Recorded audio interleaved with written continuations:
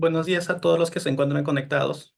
Es un gusto saludarlos y darles la bienvenida al webinar regional tributario titulado Medidas para la detección de estructuras de riesgo fiscal, organizado por Young IFA Network y con IFA Perú como anfitrión en esta ocasión. Antes de abordar el tema central de hoy, cederemos la palabra a Ignacio Guep, presidente del Comité Global de IN. Adelante, Ignacio. Muchas gracias, Wilfredo. La verdad, como Yin Global y Yin Regional, queríamos tomar esta oportunidad para hablar un poquito de qué es lo que estamos haciendo a nivel de IFA, a nivel de Yin, en la región y obviamente en el globo. Pero en primer lugar, para los que no estén muy familiarizados con Yin, Yin viene siendo la puerta de entrada a IFA y algunos dirían también que es el futuro de IFA. ¿Y por qué es eso? Porque Yin agrupa a las personas que tienen 40 años o menos que pertenecen a la asociación. Entonces, si uno dice, bueno, Yin, ¿qué es? En la juventud, y la juventud debería venir con vitalidad, con energía. ¿Cómo reflejamos esa vitalidad, esa energía? A través de actividades. Tenemos seminarios de forma constante y presencial a nivel local, regional y global. Por ejemplo, recién tuvimos en Ciudad del Cabo el seminario sobre prevención de conflictos fiscales, o de prevención de conflictos fiscales. Hemos tenido seminarios sobre tributación en el metaverso, tributación de criptoactivos. Y como lo que nos interesa, lo que se vive y se respira en IFA es la interconexión no solamente de distintos ámbitos profesionales como académico, puede ser practicante, agente de la administración privada, sino que también, obviamente, el componente internacional de distintos países y distintas experiencias. Tenemos webinars de forma constante.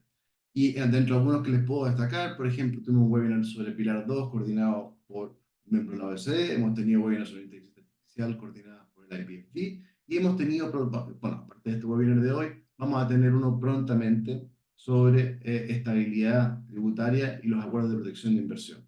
Nos interesa mucho producir y promover el contenido científico en un ambiente neutral y de discusión con altura de miras. Un aspecto que para Yin es muy importante es generar comunidad tributaria. ¿Y cómo generamos comunidad? Le pedimos a cada uno de los representantes de la Young IFA Network en los respectivos países que vayan, que organicen eventos que pueden ir desde una cena, un cóctel, un happy hour, pero que generen comunidad, porque esa comunidad local después se proyecta en la región, se genera una comunidad regional y después tenemos ya la comunidad global de los 13.000 miembros que componen IFA. Y en ese mismo sentido, ¿cómo seguimos contribuyendo? Vamos con iniciativas como el desafío de IFA Latam. El desafío IFA Latam tuvo una versión 2024 que consiste básicamente en una competencia de países. Tuvimos 8 países el año 2024 compitiendo, designando equipos de practicantes jóvenes que presentaron artículos que fueron evaluados unos contra otros por un panel de expertos. Se determinó que el equipo de Argentina fue el orgulloso ganador, con el beneficio de acceder al Congreso Regional de Río de forma liberada, y ahora esperamos también una excelente participación para la versión 2025 con el incentivo también del acceso al Congreso de Asunción, el encuentro de Asunción, también de forma liberada. Otra iniciativa de Jin que me gustaría compartir con ustedes, que lleva a un nivel un poco más global, es la plataforma de mentoría de IFA. La plataforma tiene un objetivo que va más allá de lo científico, va más allá de lo social. La plataforma lo que apunta es decir, cómo podemos como IFA transmitir la experiencia acumulada, estos 13.000 miembros, a alguien que, por ejemplo, está en la administración tributaria y quiere seguir avanzando, a un puesto quizás de liderazgo grupo. ¿Cómo lo puede hacer un académico para seguir avanzando en su carrera? ¿O cómo puede hacer alguien del mundo académico para pasar, no sé, al mundo público? Nosotros le damos muchísima importancia al desarrollo de carrera. La plataforma de mentoría lo hace de forma fantástica. Comenzó en Polonia, lo estamos desarrollando en Europa y queremos importar. Yo entiendo que hoy día tenemos un muy buen número de asistentes que no son parte de IFA aún. Esta presentación es solo una invitación. Hicimos este webinar abierto para que ustedes vean qué es IFA. Los invitamos a acercarse a las ramas locales, a los representantes de sus respectivos países que son de ese grupo etario, pero al final del día las puertas están abiertas y esperamos que disfruten de este fantástico, fantástico webinar. Que tengan una muy bonita experiencia. Wilfredo. Gracias, Ignacio. Este webinar no busca hacer solo una presentación. Nuestro objetivo es fomentar un conversatorio donde podamos analizar y discutir algunos de los principales interrogantes que enfrentamos quienes estamos vinculados al ámbito tributario. En particular, exploraremos las medidas implementadas por las administraciones tributarias de la región LATAM para detectar estructuras de riesgo fiscal. Para ello contamos con un panel de primer nivel. Contamos con Luciano Cativa de Argentina, Trinidad Fernández de Chile, Carlos Jiménez Chao de México y por Perú Sebastián Geodeber, quien además será el moderador de este webinar, ¿no? Esperamos que este encuentro virtual sea de gran provecho para todos. Adelante, Sebastián.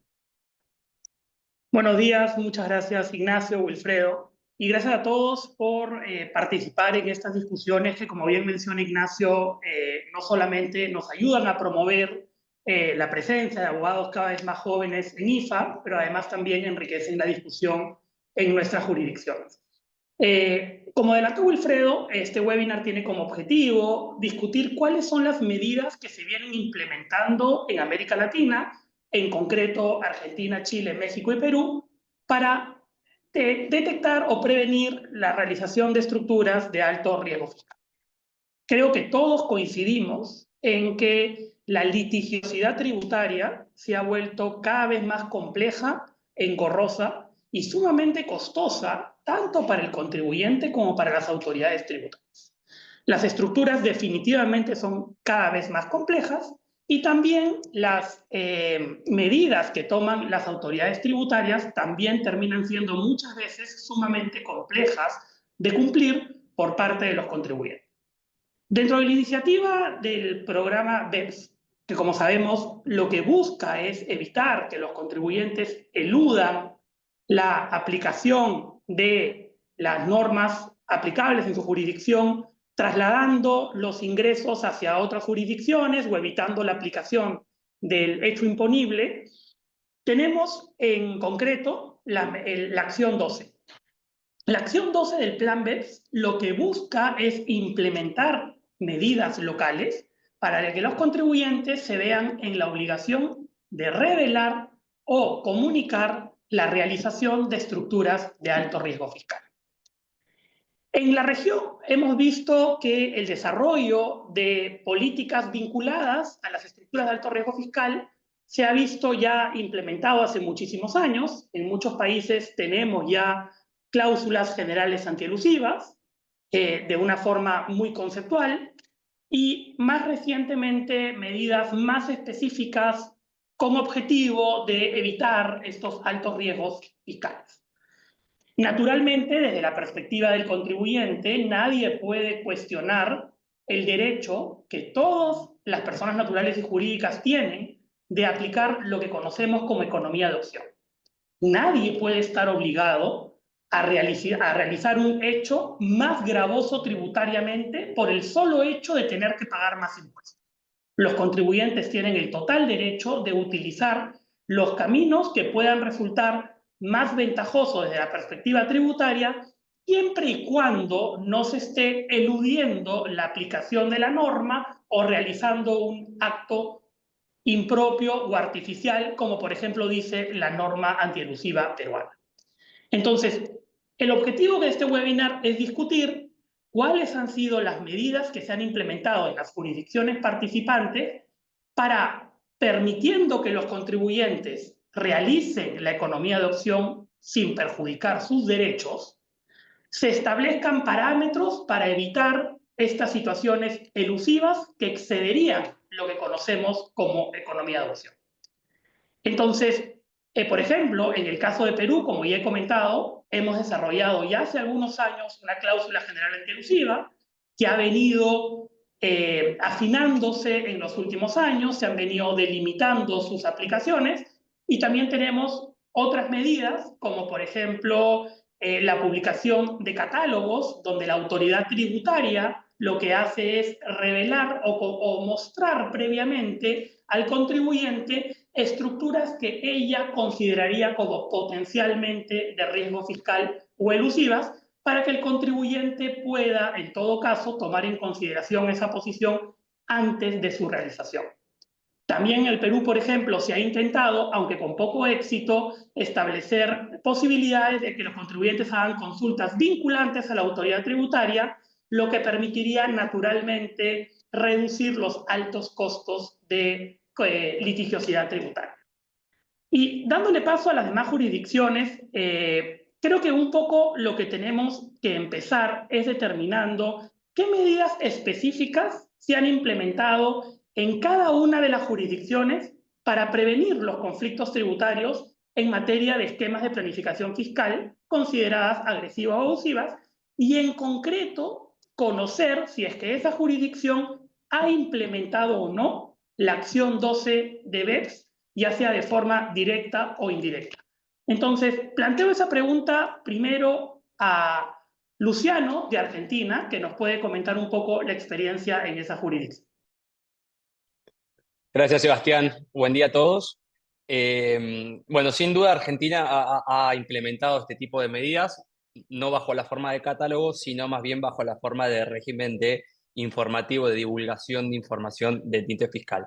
No obstante que hay normas tributarias, digamos, generales, tendientes a la antielusión y regímenes de consulta vinculante, quizás acá, para hacerlo esto más rico, nos focalizaremos exclusivamente en lo más específico post-acción 12 de BEPS. La primera aclaración que me gustaría hacer en relación a esto es que no estoy tan seguro que tanta prevención de conflicto tributario este tipo de regímenes podría llegar a tener, porque imagino, y en base a la experiencia recabada de este régimen de información, pese a dar la información de forma objetiva y muy simple, sin hablar de sustancias, sin hablar de propósito de negocios, aún así puede haber margen para discrepancias impositivas que lleven eventualmente un procedimiento determinativo de deuda y o, en algunos casos, en un nivel un poco más severo, a una imputación penal tributaria. Ya de lleno al régimen que tuvimos en Argentina, inicialmente, hoy aclaro, no está vigente, pero sí es un poco nos marcó la cancha a donde estamos actualmente, fue el famoso régimen de información de planificaciones tributarias nacionales e internacionales, que fue implementado bajo una resolución de la autoridad fiscal en el año 2020. Incluía todo tipo de planificación, tanto a nivel nacional como a nivel internacional, con un aditivo adicional, es que debía claramente generar una ventaja de tinte fiscal bajo la aplicación de una menor alícuota, menor base imponible, exclusión de determinados ingresos, diferimiento impositivo, cualquier tipo de ventaja. Los supuestos básicamente estaban estrictamente contemplados en la ley, en la resolución, perdón, y dejaba en forma cuestionable, abierto a que la autoridad fiscal pueda seguir incluyendo otros supuestos de planificación que puedan ser considerados nocivos y o agresivos. La particularidad es que, bueno, los supuestos generalmente estaban bastante estandarizados y muy en línea, digamos, con lo que discute la OCDE, con la identificación de supuestos de establecimiento permanente, la utilización de asimetrías entre las legislaciones fiscales entre distintas jurisdicciones, la utilización o generación de supuestos de doble no imposición internacional y demás. La realidad es que lo complejo de todo esto es que requería no solamente identificar cada una de las operaciones que realizaban los contribuyentes, sino además ver si había una ventaja o no.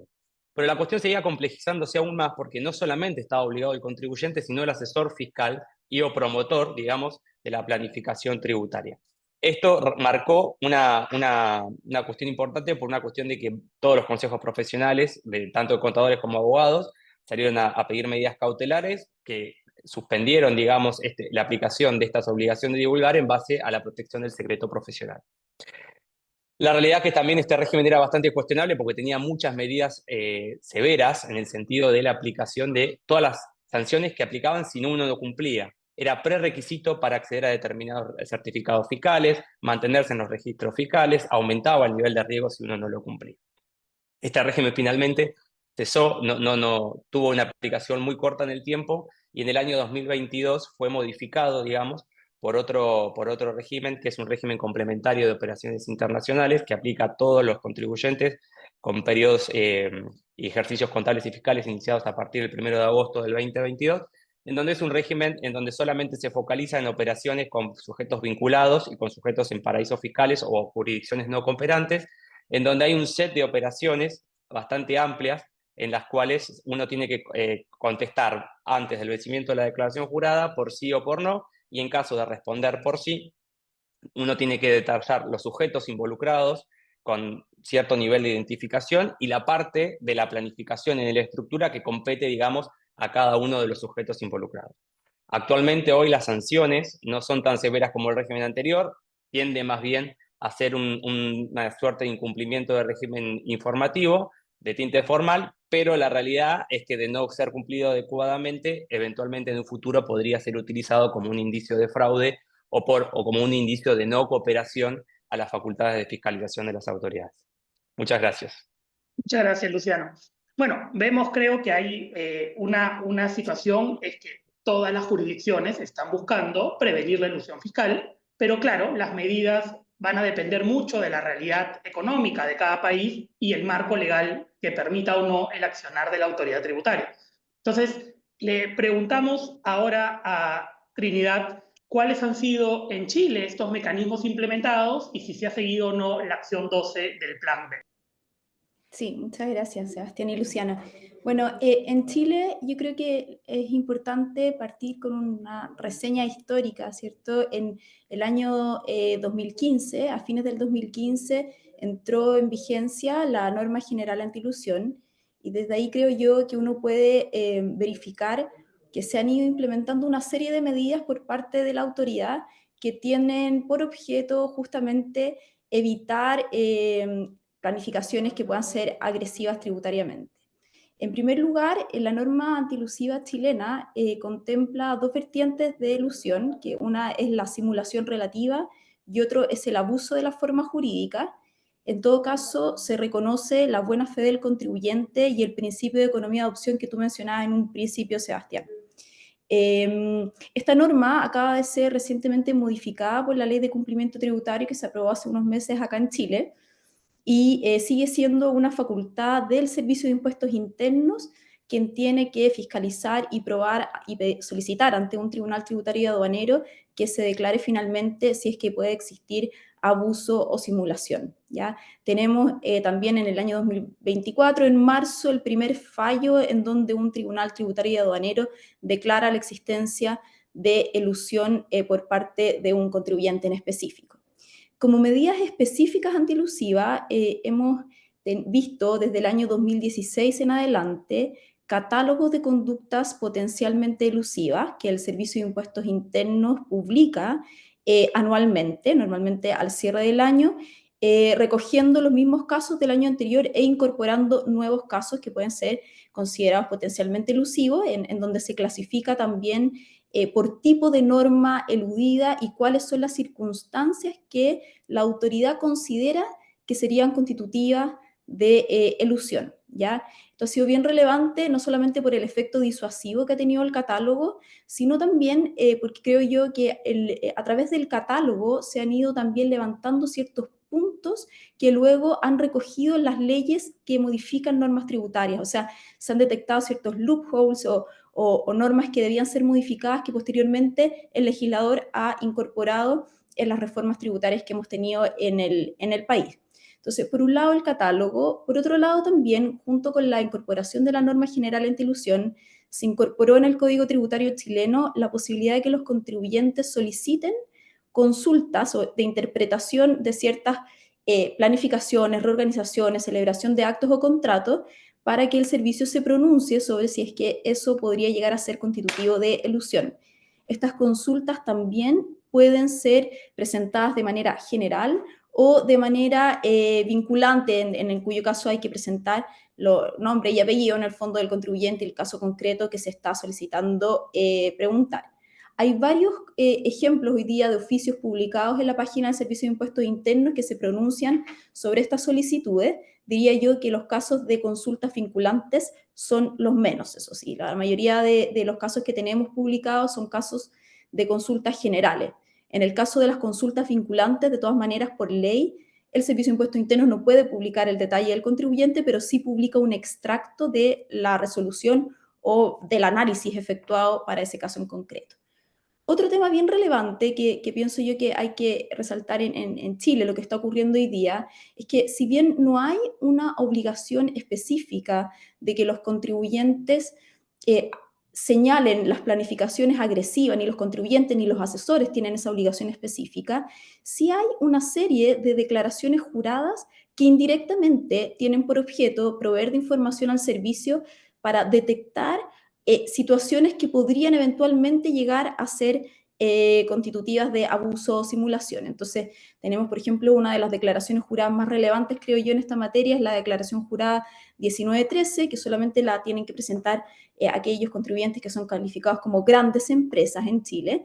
Pero en esa declaración justamente se pregunta si es que han habido planificaciones fiscales durante el año, si es que han habido no reorganizaciones, si esas reorganizaciones, por ejemplo, han sido con países o con entidades situadas o domiciliadas en un país que sea considerado de baja o nula tributación. Si es que esa planificación se ha efectuado o no se ha efectuado con asesores, por ejemplo, externos de la compañía. Entonces, en esas declaraciones juradas, la verdad es que uno ve cómo el Servicio de Impuestos Internos está buscando recopilar información que le pueda servir eventualmente para atajar ciertas planificaciones que puedan llegar a ser agresivas, ¿ya? Y por último, me gustaría destacar también en Chile algo que es bastante novedoso y que todavía nosotros no sabemos bien cómo va a aplicar, porque acaba de ser incorporado en esta ley que se aprobó hace un par de meses, la figura del denunciante anónimo. Ya es algo bien novedoso en materia tributaria en nuestro país. Se está incorporando la posibilidad de que personas naturales, de manera voluntaria, comuniquen al Servicio de Impuestos Internos ciertos hechos que puedan llegar a ser constitutivos de delitos tributarios, de manera tal que colaboren con la entrega de información al Servicio de Impuestos Internos para que el servicio tenga las herramientas y el conocimiento de esos hechos para fiscalizarlo. Esto entra en vigencia el próximo año en nuestro país. El denunciante anónimo tiene derecho a una recompensa incluso de un 10% de la multa que llega a ser aplicable en caso de que efectivamente hubiera delito tributario. Y es una figura que ha sido bien discutida, al menos dentro de la comunidad, ¿cierto?, de asesores y de personas que estuvieron también involucradas en la redacción de esta norma, ¿ya? Lo último que quisiera mencionar es que también en esta ley de cumplimiento tributario, que es esta ley que se acaba de aprobar, se amplía el plazo de prescripción para la acción de fiscalización del Servicio de Impuestos Internos en materia de normas antiabuso. ¿Ya? O sea, se amplía a 6 años, que es el plazo que en general opera de manera extraordinaria, pero para esta materia va a ser el plazo de prescripción que aplicaría y que dentro del cual el Servicio de Impuestos Internos puede fiscalizar este tipo de planificaciones. Muchas gracias, Trinidad. Bueno, en el Perú hemos seguido bastante el modelo chileno, lo que ha comentado Trinidad. También tuvimos una cláusula o norma original llamada la norma octava, que perseguía originalmente únicamente figuras de simulación, básicamente simulación absoluta. Luego fue modificada por una cláusula general antielusiva, que también buscaba ya no solo atacar figuras de simulación, sino también abuso y en concreto figuras elusivas. Hemos implementado, la autoridad tributaria ha implementado la publicación del catálogo de esquemas de alto riesgo fiscal, no con la rigurosidad que hemos visto en Chile, que hay una fecha exacta todos los años de publicación de una nueva versión del catálogo, pero ya tenemos 3 versiones publicadas del catálogo, donde en su gran mayoría son estructuras que caerían bajo la aplicación de la cláusula general antielusiva, algunas otras en las cláusulas generales específicas, cláusulas antielusivas específicas, perdón, que tenemos en la norma tributaria. Y también se ha implementado la posibilidad de hacer las consultas vinculantes, ¿no? Lamentablemente esta última figura no ha tenido mucho uso, creo que ninguno o poquitísimos casos, sino más bien en el Perú todavía es común ver las consultas no vinculantes que normalmente realizan los gremios o sectores económicos sin hacer una atribución específica a un contribuyente y caso concreto. Quiero ahora pasar a Carlos y que nos cuente un poco cuáles han sido las medidas implementadas en México y además ir un poco más allá y de repente empezar a discutir cuáles han sido los efectos prácticos y legales que han tenido estas medidas y también ponernos un poco en la perspectiva de la administración tributaria y saber si es que realmente para ellos estas medidas han sido beneficiosas en sus acciones de fiscalización y recaudación. Vale, y muchísimas gracias antes que nada por la invitación. Empezaría señalando que en México digamos, hemos tratado de intentar todo y ha subsistido todo. Tenemos declaraciones informativas de precios de transferencia, el country by country, el master file, el local file. También, ahorita voy a entrar a mayor detalle de las particularidades del reporteo de operaciones que hay aquí en México, que se divide en dos, que es el de operaciones relevantes, que es, digamos, un poco más local, y también el reporteo de esquemas reportables, que atiende precisamente, o la exposición de motivos trata de justificar la implementación de ese esquema con la acción 12 de BEPS. De la misma forma que sucede en Perú y en Chile, aquí también tenemos un listado de actividades que se consideran, digamos, riesgosas, incorrectas, que se denomina el catálogo de criterios no vinculativos. Y también me gustaría finalmente abordar una figura muy particular que en México evolucionó de una forma, desde mi punto de vista, un poco desafortunada, que son las confirmaciones de criterio. Entonces, un poco con ese contexto, lo que primero me gustaría centrar es la acción 12, como bien señalaba Sebastián, no es más que un informe que lo que te establece son recomendaciones en lo específico respecto del diseño de normas locales que se deben implementar a efecto de combatir la planeación fiscal internacional. Ello justamente para propiciar el intercambio de información entre las demás jurisdicciones y justamente propiciar que las utilidades y la base real gravable se queden en territorio nacional.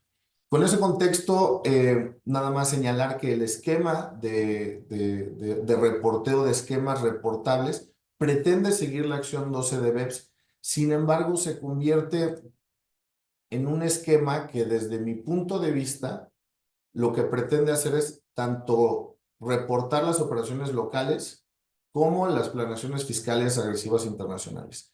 Para dar un poco más de antecedente justamente del reporteo de esquemas reportables, es una reforma que se realizó a partir del 2021, en donde se tienen que reportar aquellos planes, proyectos, propuestas, asesoría que se dé a través de la recomendación de un asesor fiscal, y ahorita voy a platicar de la intervención del contribuyente, respecto de ciertos actos jurídicos que se pretenden materializar para obtener un beneficio fiscal. El esquema de esquemas reportables en México, del reporteo de esquemas reportables, se divide en dos rubros: la parte generalizada y la parte, digamos, del reporteo de esquemas específicos. La parte generalizada son, digamos, aquellos asesores que tienen un esquema ya implementado que funciona para diversas industrias o para una industria en lo particular y que lo van comercializando con los demás contribuyentes. Y la otra parte es el reporteo personalizado, que atiende justamente a la asesoría en lo específico de situaciones particulares. Los esquemas reportables en México tienen que ser reportados por los asesores fiscales en principio, y en dado caso que existan algunos supuestos, lo debería de reportar el contribuyente. Como sanciones para los esquemas reportables, la verdad es que es un tema bastante alto, y el hecho de no revelar un esquema reportable en México implica una multa, una sanción de $1 millón como multa máxima. Entonces, la verdad sí es algo muy gravoso, sobre todo porque en la actualidad no hemos tenido esas bases todavía para determinar justamente los parámetros que se deben reportar en estos esquemas. Y por el otro lado tenemos la parte de los criterios no vinculativos, que funciona un poco parecido a lo que señalaba Sebastián y Trinidad en sus jurisdicciones, que es un listado de actividades, situaciones, operaciones, tanto de forma local como internacional, que la autoridad fiscal considera ilegales. Ahora bien, como crítica y para empezar a tratar de ser un poco más analítico en este sentido, ¿cuáles podrían llegar a ser los beneficios de, digamos, de este último esquema? El número uno podría ser el hecho de que tú como contribuyente ya conoces, a final de cuentas, cuál es la postura de la autoridad para ciertas situaciones que tú pretendías implementar.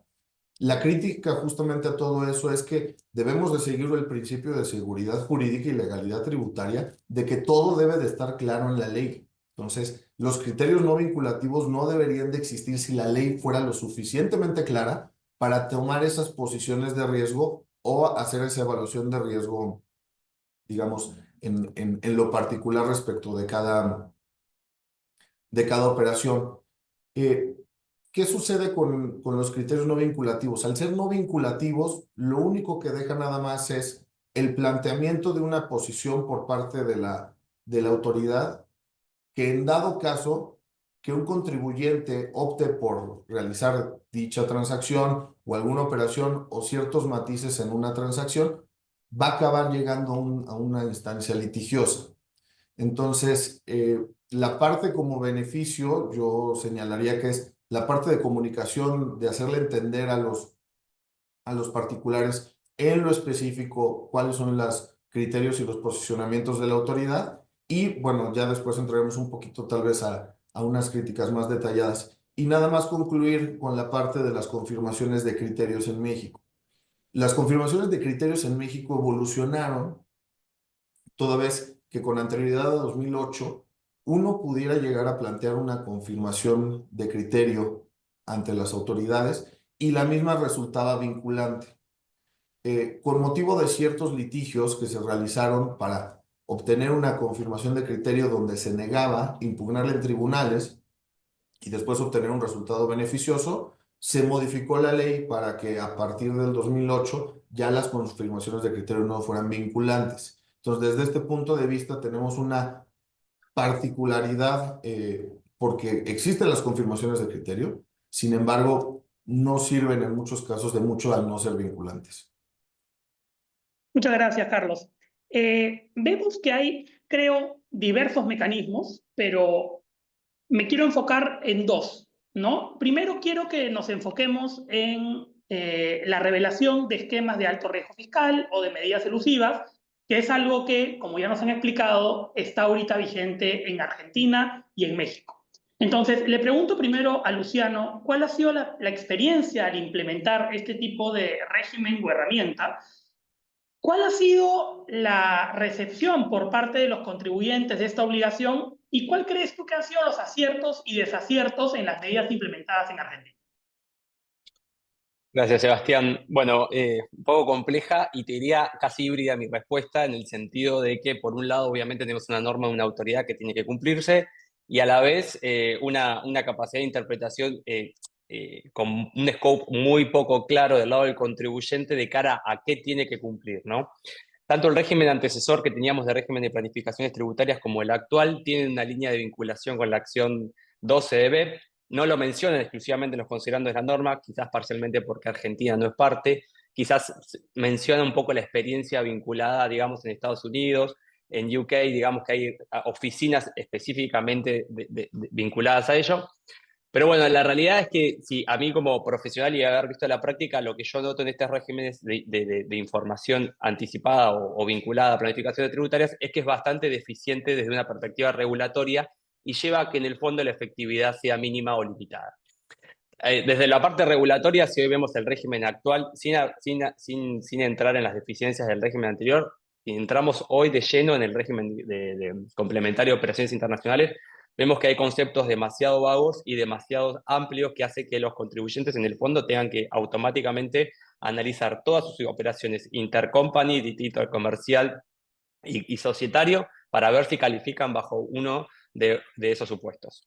Después tenemos que pasar a otro caso que hay conceptos demasiado vagos que una respuesta inadecuada puede dar lugar a infecciones extremadamente profundas con el desgaste que genera eso dentro de una empresa, muchas veces el estar abocado 100% a una fiscalización que quizás habiendo pedido información un poco más concreta y más precisa se hubiera podido evitar. Después tenemos supuestos que hay información que los contribuyentes argentinos ni siquiera pueden conocer, como por ejemplo hay supuestos que se consideran planificación tributaria que existió una venta indirecta de activos. Si concierne a Argentina, puede ser que al ser una transferencia indirecta, el sujeto argentino ni sepa, o sea, tiene que hacer como una suerte de búsqueda y de análisis intragrupo para ver si una transacción existió. Hay otro supuesto que se vincula, por ejemplo, al pago efectuado desde Argentina a sujetos a los cuales no tienen residencia fiscal fijada en un determinado estado. O sea, eso implica que automáticamente el sujeto argentino tiene que salir a analizar, hacer un test de residencia fiscal de los sujetos receptores. O sea, Y ni hablar de que hay otros supuestos que bordan lo ilícito, porque hay supuestos en los cuales uno tiene que reportarse y estructuras u operaciones tendientes a excluir a una entidad de un country by country report o eventualmente a transformar a una cuenta en no reportable bajo un régimen de intercambio de información automático, FATCA. Entonces, si seguimos sumando todos estos supuestos, o sea que son pocos claros, un poco, si se quiere decir, borders en cuanto al análisis de la legitimidad o no de la operación, vamos a que en la práctica terminan ocurriendo 3 hechos. A mí se me ocurrió resumirlo en 3 hechos concretos que delimitan una efectividad muy limitada, que es, por un lado, de la perspectiva del directorio, ¿no? Pensemos un directorio que tiene que salir a reportar este tipo de informaciones o validar a sus asesores para que lo reporten, ¿no?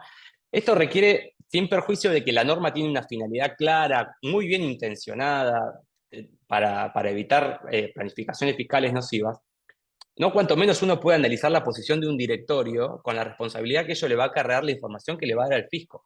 Y no pensemos solamente en el directorio actuante, que con su mayor espontaneidad va y le da la información al fisco. Pensemos en que muchas operaciones de estas nacen en directorios anteriores, directores que posiblemente nacen como empleados de empresas, no son ni siquiera accionistas, que tienen un impacto enorme desde una perspectiva penal tributaria futura.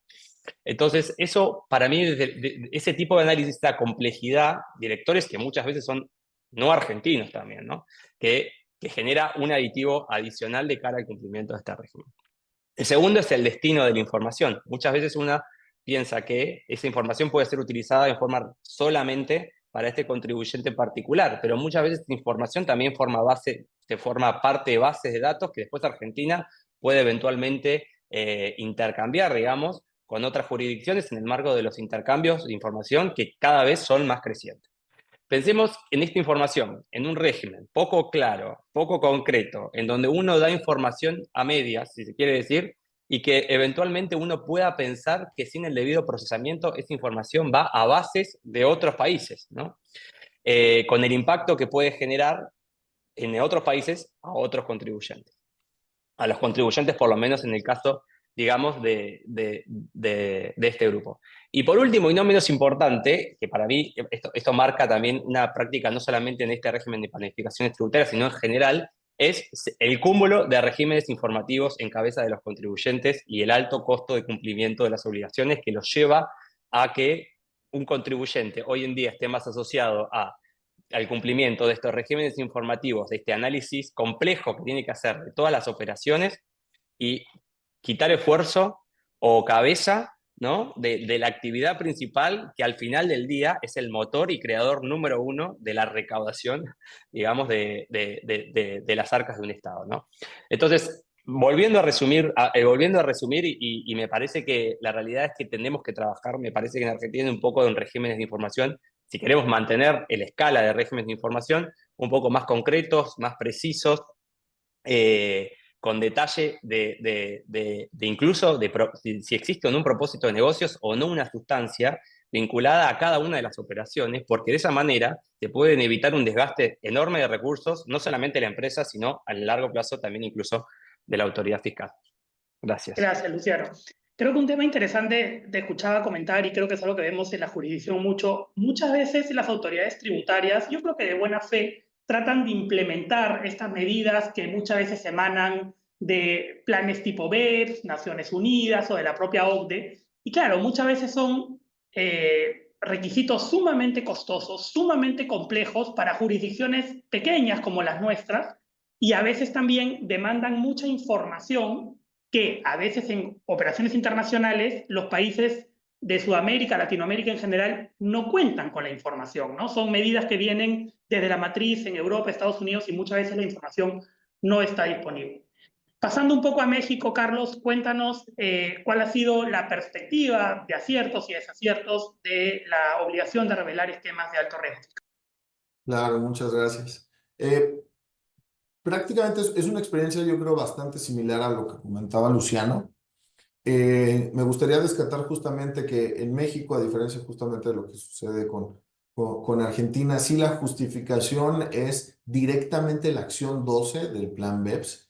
Sin embargo, la propia ley, al establecer digamos, el sistema de reporteo de esquemas reportables, lo que pretende hacer es abarcar un catálogo muy amplio, ni siquiera de esquemas, sino de operaciones regulares que realizan los contribuyentes, tanto de un punto de vista internacional, como puntos de vista, como particularidades en lo local. Digamos, hay ciertos supuestos donde se tiene que reportar la venta de activos depreciados que posteriormente van a ser depreciados por otro contribuyente. Bueno, si yo vendo un activo depreciado, hasta ahí se queda mi transacción o operación, pero va más allá de la norma justamente para esas particularidades locales. Temas de pérdidas fiscales, donde en México ya se reporta, como bien señalaba, en la parte de la declaración informativa de operaciones relevantes, lo tienes que reportar también en esquemas reportables, está en la declaración. Entonces, se vuelve un cúmulo de información, como bien señalan, un sobrecumplimiento respecto de ciertas situaciones que ya tiene muy focalizadas la autoridad y que tiene los mecanismos suficientes, digamos, de forma ordinaria para poderlas revisar. Me gustaría también destacar aquí la particularidad y desde un punto de vista ya muy superado, el hecho de que todos este tipo de esquemas, del reporteo de estos esquemas, acaba siendo una especie de autoincriminación, que obviamente es justamente algo que se protege para los individuos en cualquier proceso sancionatorio.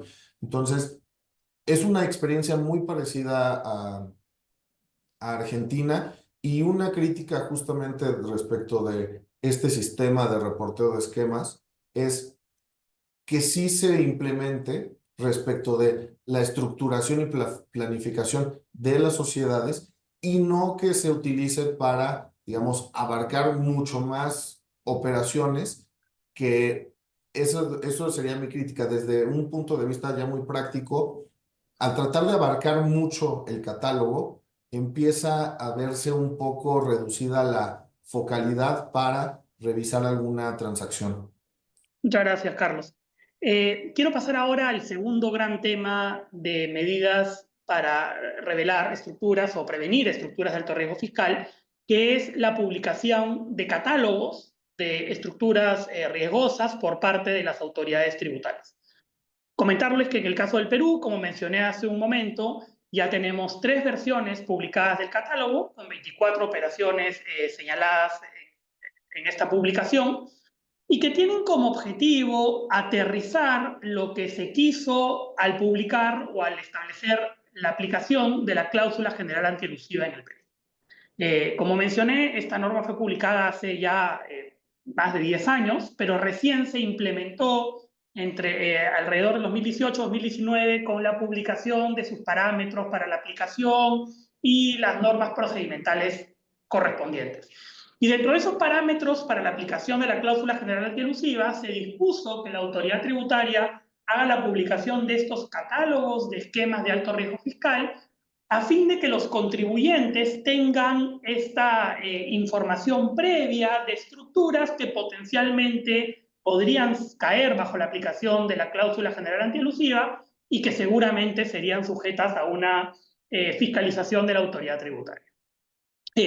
Creo que la intención es muy buena, es importante que la autoridad tributaria revele con anticipación cuáles son aquellas estructuras que potencialmente caerían bajo la aplicación de lo que nosotros llamamos la norma 16, porque como hemos comentado varios ya, es una realidad que las operaciones son cada vez más complejas, las normas obviamente no pueden ponerse en todos los supuestos y muchas veces los contribuyentes no cuentan con la información al tomar las decisiones de las estructuras que van a utilizar.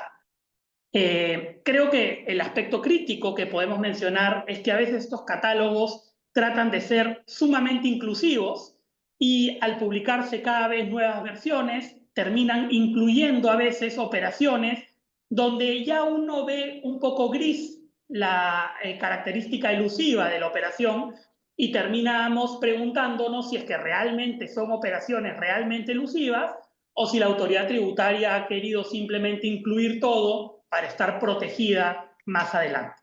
En concreto sobre el particular, donde también hay mucho desarrollo, en el caso de Chile, le pregunto a Trinidad cuál ha sido la experiencia tanto para el contribuyente como para la administración tributaria con la publicación de estos catálogos y si consideras tú que los objetivos se están o no cumpliendo. Sí, gracias. Mira, en relación a la publicación del catálogo, yo creo que sí ha sido una herramienta que ha logrado tener en Chile un efecto disuasivo relevante, sobre todo en sus primeras versiones, ¿ya? En un principio, claro, los contribuyentes no tenían tan claro, ¿cierto?, qué casos específicamente podían caer dentro de esta vertiente de simulación relativa o de abuso de las formas, y por lo tanto fue muy útil contar con esta descripción de casos que publicó el Servicio de Impuestos Internos. Sin embargo, coincido con lo que mencionaba Carlos y lo que tú acabas de decir, en que con los años, por lo menos lo que ha ocurrido en Chile, es que se va actualizando y se van incorporando nuevos casos, y en algunas ocasiones hay casos, creo yo, que no queda tan claro qué sería lo elusivo, o más bien creo yo que en algunos casos se desconoce derechamente quizás el principio de economía de opción, y eso finalmente eh, hace que el catálogo como medida pierda fuerza. Yo creo que genera un efecto contraproducente en la cultura tributaria, ¿cierto? De que finalmente si todo es elusivo, entonces creo yo que el catálogo deja de ser un elemento tan relevante, ¿ya? Pero de todas maneras sí ha generado un cambio cultural muy importante en Chile. Hoy día la forma de ejercer la profesión o la asesoría tributaria, contable, de auditores, es completamente distinta a la que existía 10 años atrás. La asesoría está 100%, diría yo, o mayoritariamente enfocada en el cumplimiento tributario. A los clientes, a los contribuyentes en general, les interesa mucho estar en regla, tener certeza de que las operaciones que están realizando están siendo consideradas o están tributando de la manera que realmente corresponde. Yo creo que eso hoy día es prioritario en los contribuyentes y es algo muy positivo que se ha logrado, un cambio cultural relevante. Lo que sí pienso yo que todavía falta, ¿cierto?, es establecer una colaboración mayor entre los contribuyentes y la autoridad tributaria, de manera tal que la autoridad tributaria se pueda empapar y tenga un mayor conocimiento de los distintos rubros, de los distintos negocios que tienen los contribuyentes, y de esa manera también pueda entender que ciertas reorganizaciones, ciertas operaciones no tienen una finalidad meramente tributaria de disminuir la carga de impuestos, ¿cierto? Que pueden tener un trasfondo, que pueden tener una motivación realmente propia del negocio específico de que se trata. Entonces, como quizás una crítica constructiva, creo que como autoridad yo trataría de establecer mayores lazos con los contribuyentes, de colaboración, de traspaso de información, y que tiene mucho que ver también con este concepto que al menos en Chile está bien de moda, de sostenibilidad tributaria, ¿cierto? De que finalmente al contribuyente también le importa cumplir los impuestos. Para el contribuyente es positivo, ¿cierto?, tener certeza de que sus operaciones están tributando de manera correcta, y por lo tanto, para tener también esa certeza, es relevante que la administración tributaria conozca de su negocio, conozca la forma en que se toman las decisiones y no mire a los contribuyentes simplemente como potenciales elusores, ¿ya? Yo creo que eso es una cosa que todavía falta mucho trabajar en Chile. De acuerdo, Trinidad, muchísimas gracias. Rescato mucho lo que dijiste hace un momento, ¿no? O sea, creo que efectivamente hay todos queremos claridad en las normas tributarias, los contribuyentes quieren tener la información lo más disponible posible al momento de realizar sus operaciones. Le pregunto ahora a Carlos, que creo que es la única jurisdicción donde están aplicando en simultáneo la obligación de revelar las estructuras de alto riesgo fiscal con la publicación de catálogos de esquemas de alto riesgo fiscal, si es que ha habido una interacción entre estos dos mecanismos o van totalmente por cuerdas separadas. Gracias. Respecto de la interacción, es todavía un poco joven el esquema de reporteo para saber si existe una interacción entre los esquemas reportables y los criterios no vinculativos, ya que, digamos, los esquemas se tienen que reportar a partir de 2021. Sin embargo, considero que sí existirá cierta interacción a futuro, digamos, en un momento cuando la autoridad empiece ya a realizar esa investigación, el análisis y revisión de todo lo que se le está reportando, va a poder empezar, si lo hace de una forma correcta, ordenada y, como bien señalo, debe de ser focalizado para ciertos aspectos, a entender ciertos esquemas que pues, obviamente sí van a resultar nocivos y se considerarían agresivos, y a través de eso pudiera ser que la interacción resultara ser en que con motivo de esa interacción, perdón, de esa revisión, la interacción resulte en la emisión de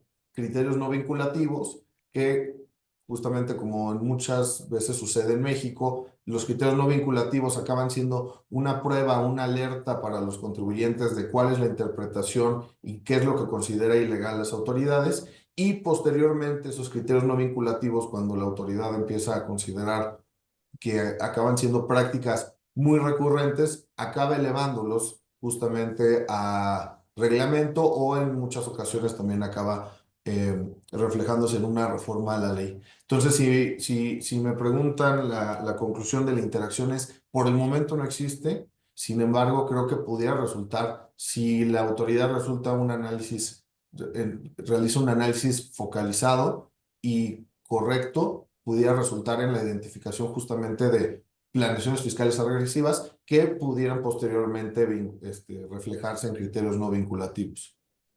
Gracias, Carlos. Para ir aterrizando con algunas conclusiones, creo que hay aspectos comunes en todos los países que estamos presentes en esta discusión, ¿no? Definitivamente todos coincidimos en que las estructuras corporativas son cada vez más complejas, las operaciones tienen cada vez más detalle, mayor participación de diversas jurisdicciones, aplicación de distintas normativas en simultáneo.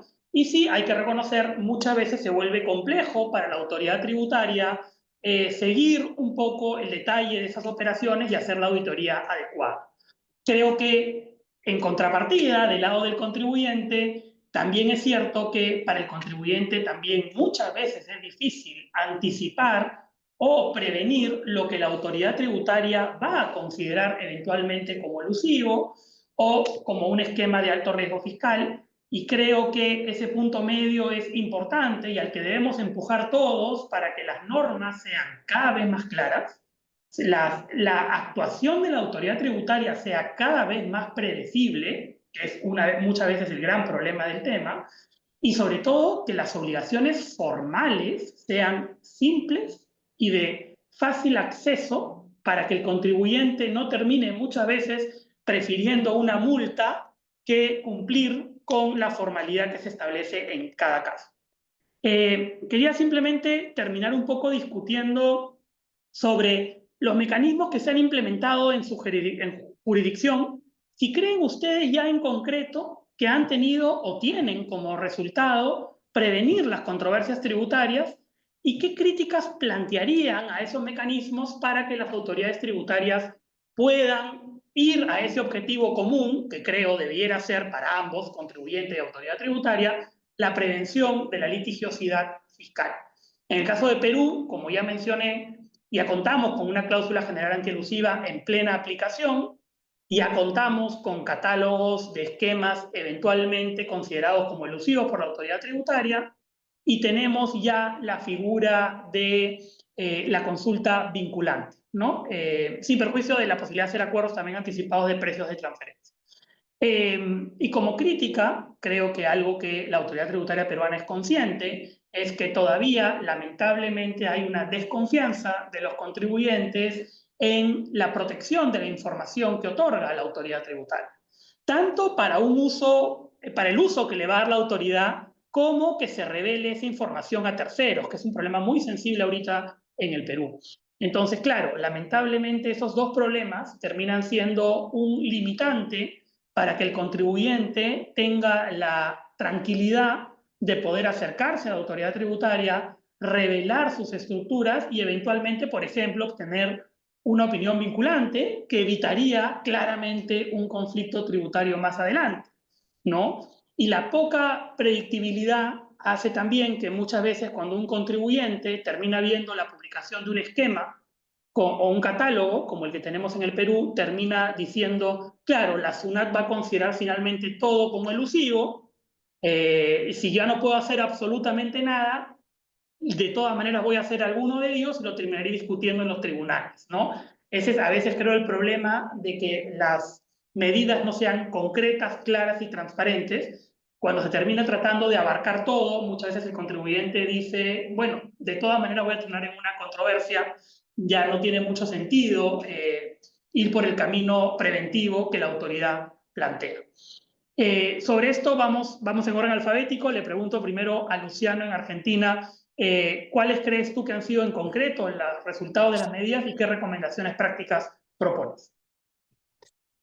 Gracias, Sebastián. Bueno, en términos generales, a ver, ha habido cumplimiento, digamos, de estos regímenes de información. Primero en el de planificaciones tributarias, actualmente por el miedo a las sanciones que generaban aquellos que no estaban protegidos por medidas cautelares, lo terminaron cumpliendo. Y luego de su corta vida, dio vida a este nuevo régimen que actualmente se está cumpliendo por la mayoría de los contribuyentes. Generalmente está atado el cumplimiento de hoy a aquellos que tienen que dar cumplimiento a todas las normas de precios de transferencia, porque básicamente el régimen hoy está atado a operaciones con sujetos vinculados o radicados en países de nula baja tributación o no cooperantes. Mi crítica, digamos, a la creciente suma de regímenes de información es que vemos que con normas muy pocas precisas, vemos que los contribuyentes tienen que hacer un análisis enorme de todas sus operaciones, lo cual lleva básicamente a la idea de un contribuyente al servicio de la autoridad fiscal, lo cual para mí me parece bastante relativo y bastante cuestionable. Y como recomendación me parece muy contraproducente el volver a exaltar determinados valores en el cumplimiento de obligaciones tributarias, y creo que el catálogo ahí es bastante útil.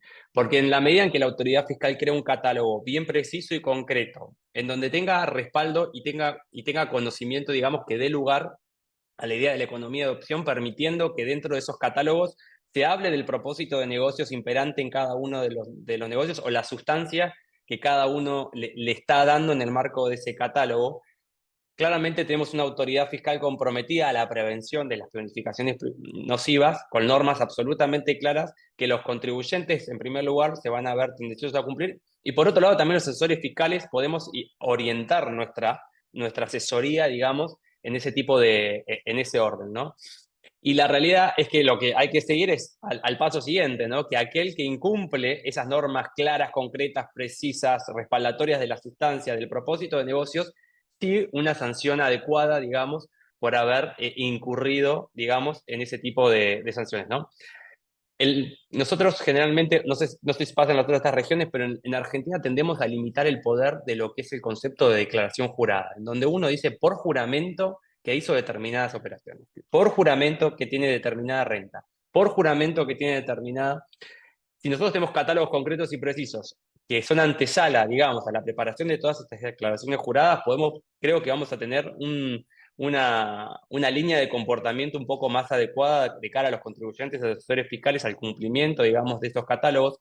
En caso de duda, utilizar los mecanismos de consulta vinculante y no vinculante, y en una segunda etapa de existir aquellos empresas que siguen creando estas estructuras tan detrimentales y nocivas que afectan a la recaudación, digamos, de los impuestos, las sanciones correspondientes, tanto en el ámbito administrativo como en el tributario. Pero tenemos que volver a creer en el poder, digamos, de la declaración jurada, en donde el Estado previamente hace un buen análisis técnico y concreto de todo lo que está ocurriendo y los contribuyentes puedan orientar sus conductas para evitar el erario público y las sanciones que puedan tener tanto para la empresa como para su directorio.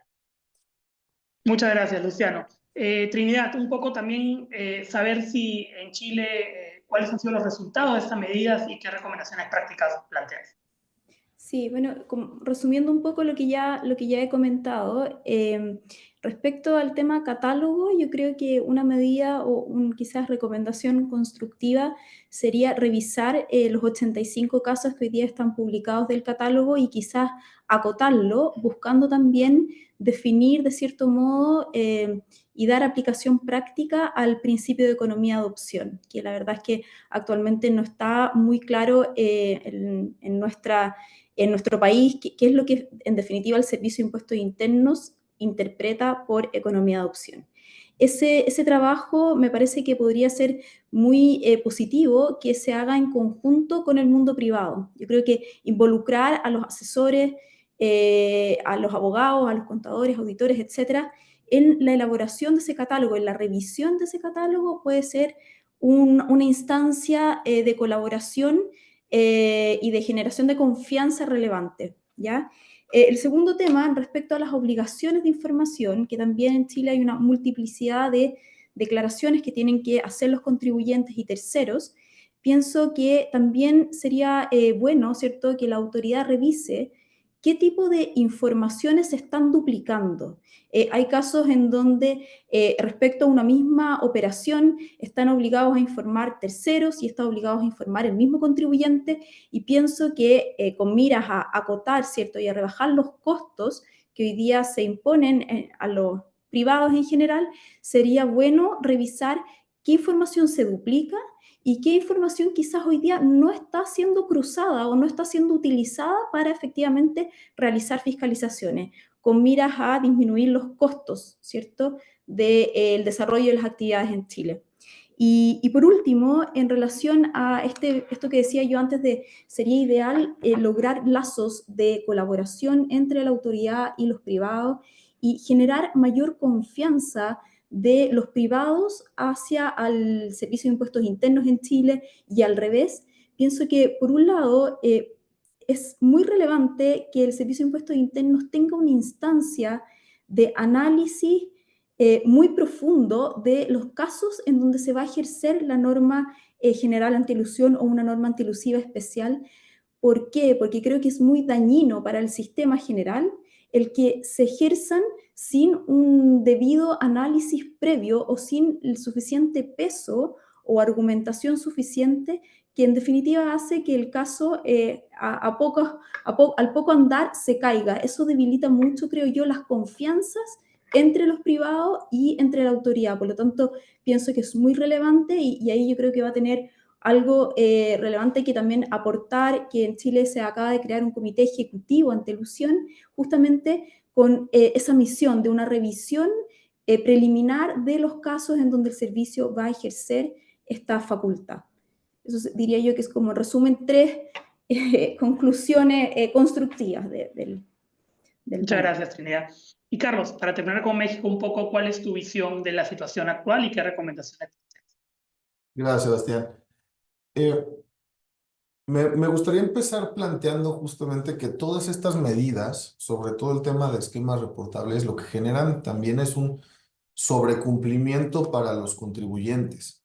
Y digamos, en años recientes, lo que se ha visto justamente es que se han incrementado ese tipo de formalidades de reporteo, donde parece ser que más allá de que la autoridad quiera allegarse, digamos, de la información o las situaciones o conocer más al contribuyente para determinar una situación en la que se encuentre, más allá de eso parece ser que se están estableciendo un sobrecumplimiento de obligaciones para ver en dónde el contribuyente falla y dónde se puede recaudar. Esa sería, digamos, mi primera crítica a la parte del reporteo. Obviamente no quiero dejar pasar comentar que es una muy buena intención por parte del fisco mexicano el tratar de llegarse de información al respecto. Número 2, me gustaría también retomar lo que dice Trinidad, que es que se pueda hacer una revisión ya pasado el tiempo, justamente de todas las operaciones que se tienen que reportar y focalizarlas justamente a los que sean en realidad esquemas de planeación agresiva. Por lo que hace a los criterios no vinculativos, comentando un poquito lo que señalaba Luciano, que pudiera ser justamente un muy buen mecanismo para, digamos, conocer la postura de la autoridad ahí me gustaría nada más destacar un tema. Al darle en muchas ocasiones mucho valor a los criterios no vinculativos, cuando digamos, hay que dejarlo muy claro, no son vinculantes, en muchas ocasiones lo que se pudiera estar dando es estar dándole una fuerza más allá de lo que en realidad debe de prevalecer, que es la ley. Y lo señalo de esta forma porque los criterios no vinculativos, al final de cuentas, es una posición y una postura que tiene la autoridad en un momento determinado, donde pudiera llegar la situación que en un cambio de gobierno o un año posterior cambie totalmente la postura. O tú ya tenías una seguridad respecto de cierta transacción que habías realizado y el siguiente año, de forma unilateral, sin haber pasado por el poder legislativo, se puedan cambiar esas situaciones donde obviamente tú ya realizaste un manejo de riesgos. Lo que más comparto justamente con este panel, y es lo que señalaba Trinidad, es que sí debe de existir un acercamiento fuerte por parte de las autoridades con los contribuyentes para conocer sus situaciones, conocer los modelos de negocios y conocer cómo los pueden ayudar a tributar de una forma mejor al incrementar justamente las posibilidades y el modelo de negocios que tiene cualquier contribuyente. Creo que eso se fortalece mucho con algo que en México ahorita no tenemos, que es la obligatoriedad de las confirmaciones de criterio. El hecho de tener una incertidumbre jurídica, desde mi punto de vista, es lo que más golpea justamente a la recaudación tributaria. ¿Por qué? Porque yo no sé cómo plantear mi negocio y las autoridades, al no tener también la certeza de qué está sucediendo con los contribuyentes, se vuelven mucho más fiscalizadores, mucho más fuertes para aquellas operaciones, digamos, que no son agresivas o no son trascendentales. Y la última parte me gustaría nada más igual hacer del conocimiento de todos que recientemente en México la mayor parte de las auditorías han podido, digamos, concluirse en el Tax Ombudsman, justamente con el mediador previo a cualquier asunto litigioso. Entonces, la parte de tener un catálogo de interpretación de criterios no vinculativos, lo que hace es le da menos margen de maniobra también a la autoridad para llegar y acercar posturas con los contribuyentes. Entonces, en grandes rasgos, son muy buenas intenciones. Sin embargo, creo que todavía hay un largo camino digamos, por ajustar para que para que sean, digamos, unos muy buenos mecanismos para prevenir y que obviamente se pueda recaudar de forma correcta. Perfecto. Bueno, no me queda más que agradecer a todos los participantes por su presencia en este webinar, a Luciano, Trinidad y Carlos por sus valiosos aportes, y a Ignacio, presidente de GIN de IFA Global, y finalmente agradecer a Wilfredo y Gabriela, los organizadores, a quienes les cedo la palabra para el cierre correspondiente. Gracias, Sebastián. Sí, muchísimas gracias a todos. Yo quería contarles un poquito de nuestros panelistas. Trinidad Fernández, de Chile, y es egresada de la Facultad de Derecho de la Pontificia Universidad Católica de Chile. Es magíster en Derecho por la Universidad de Columbia y es socia de Fuenzalida y del Valle Abogados. Ella, igual que todos los panelistas, son miembros de IFA GIN. Luciano Cativa, de Argentina, él es abogado, especialista en Derecho Tributario y Cambiario, egresado y especializado de la Universidad Católica de Argentina, ¿no? Él es socio de FB Tax and Legal y también miembro activo de IFA y representante GIN de Argentina, ¿no? Carlos Jiménez Chao, de México, abogado especializado en controversia y litigio fiscal, licenciado en Derecho por la Universidad Iberoamericana, especialista en Derecho Fiscal de la Universidad Panamericana. Él es asociado de Mijares, Angoitia, Cortés y Fuentes, y también, como decía, miembro IFA de México, GIN. Y finalmente, a nuestro moderador, Sebastián Jodeber, de Perú. Él es especialista en consultoría tributaria, es abogado por la Universidad de Lima y máster en Derecho Tributario Internacional por la Universidad de Nueva York. Gracias a todos, gracias Wilfredo, te dejo la palabra para cerrar este webinar. Bueno, gracias a todos los que se mantuvieron conectados, gracias a todos los asistentes. Esperamos que los temas que se han tocado en el webinar hayan sido de utilidad para todos y que abra el debate a nivel de la región de estos temas que cada vez son más relevantes. Les invitamos igual a seguir todos los eventos de IFA y como señalaba Ignacio, a todos los webinars que se van a ir dando de GIN, ya que se abordan temas de mucha utilidad para los que estamos vinculados al tema de tributos. Gracias y buenos días.